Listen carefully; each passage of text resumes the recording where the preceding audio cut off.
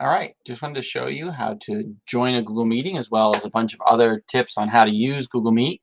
So it really depends on your audience, how you start it. If you go to meet.google.com or you go to the Rubik's Cube and open up Meet, it'll take you to this screen here with a different graphic each time. And then you're going to click Join or Start a Meeting. Now, if you leave this blank, there'll be no nickname for the meeting. If there's no nickname, people will need the address of the actual meet. If you do it that way in setting up your meeting, anyone is able to join at any time who has that address. You don't have to be present. That room is kind of permanently set up. In fact, if it stays, that same address stays for up to 2 months at a time. So you can use it over and over again for repeat meetings. Okay? Would not suggest doing that with students because that allows students to chat in a room without the teacher present. So if you're going to use students, you're going to put a nickname in here. And I would suggest that you use your last name and then some portion of your subject or your course. Because if you have two teachers who have the same last name, you don't want them both, all the kids going into the same meet. If you put just ELA or ELA 7, then any student who types in that nickname is going to get into the same meet, which means two different 7th grade teachers, ELA students, could be in the same meet at the same time. So choose something that's going to be unique to you, usually your last name, and then your subject. And I put PD for professional development. I could put PL now for professional learning.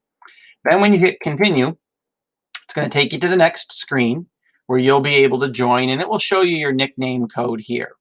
When you communicate to students how to join, you're simply going to say, please join me at 1 o'clock on Tuesday, and go to meet.google.com and enter Bullington PL as the nickname.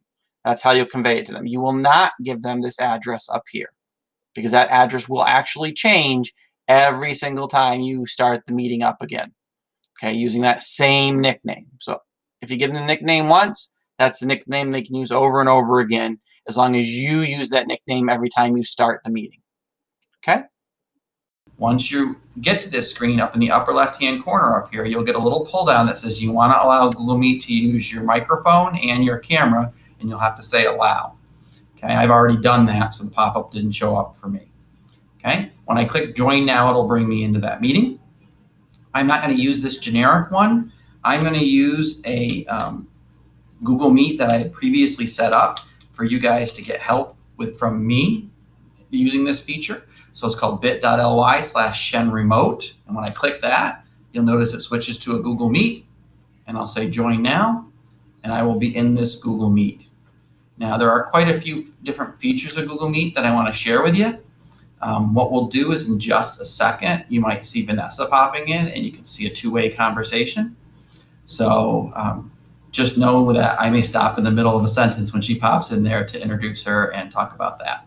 So what you should be able to see is down here at the bottom of the screen, you'll see some controls. If I click on this one, it mutes my microphone. Okay, so down here at the bottom, you have the microphone. That turns it off so the person on the other end can't hear you, and they'll make funny faces at you trying to get your attention.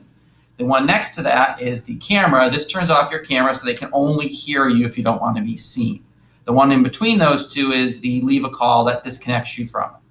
Okay, down here in the bottom right-hand corner, I can click Present Now to present my screen. Vanessa on the other side will click the Present Now button, and she'll bring up a different tab in her browser so you can see that either the remote person or the person who's hosting the meeting can share their desktop to illustrate and talk you through how to do a different thing. So Vanessa, why don't you go ahead and share your desktop and bring up one of the tabs that you have up there. Probably not that one. Oh, that one? Okay. So you can see that you can see her off to the side now. You can see her desktop while she's presenting. She could talk us through what she's trying to show us, which is the current weather here in Albany. You can talk too if you want.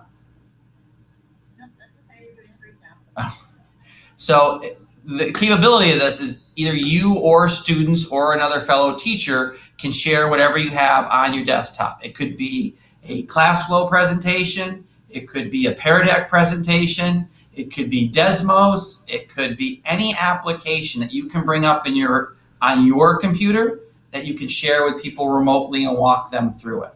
So it's an excellent tool to guide students on how to use tools on their computer. Okay. They will appear over here on the sidebar unless it's only 2 people, and then they take up the big screen and you take up the sidebar. Okay, you can choose by clicking on a person on that sidebar which person is the active one in the view. Okay, you can also chat with those people in a text chat by opening up that screen in the upper right hand corner, and I can say, "Hi Vanessa, I'm not sure your microphone is working, or are you just not talking?" So if I send this message to her through the chat, if her microphone isn't working, she can type back to me there, or she could just answer me verbally. I could also say, "Can you hear me?" Okay, but you can post anything you need there to facilitate the chat while you're waiting to figure out the technological issues going on. In most cases, it's pretty simple to solve those. There's these 3 dots in the bottom right-hand corner. When you click on those 3 dots, you can go up to Settings, and it will show you which microphone you're using for your microphone. So whether it's the one that's built into the computer, where it says Microphone Array, or you can click on the Video tab and see which video camera you're using if you happen to have more than one. So if you're having an issue where they can't hear you or they can't see you, you might come in here into the settings and make sure you don't have multiple choices in there and have the wrong one chosen. Okay, same thing for them on their end, right? One of the other cool features that we have temporarily until July 1st because of the current crisis around the country is we do have the ability to record this meeting. If you click record meeting at the very beginning or at any point during it, Google will begin recording it, and when it's done, it'll store it in your Google Drive in a folder that's called My Recordings. All right, and last option, because Vanessa told me I had to show you this one, is turn on captions. It's in that same settings menu. It'll make whoever's currently occupying the screen bigger, and as you talk, that will be typed out below it for you as part of the conversation. So it literally takes your spoken words and makes them typed words. And it does a really pretty good job at it. You can see that with the caption that it's putting down there below right now. All right, so we can thank Vanessa for letting us stare at her for the last few minutes. So you can see it also switches to who's talking when it does the captions too, which is a really cool feature. You may decide over here on the right-hand side that you want to mute somebody that comes in. So if all of your students come in and they don't mute themselves and they're having distracting conversations in the background while you're presenting to your students, you simply click on the person on the right, and when it's not you, it'll give you the option of muting their microphone.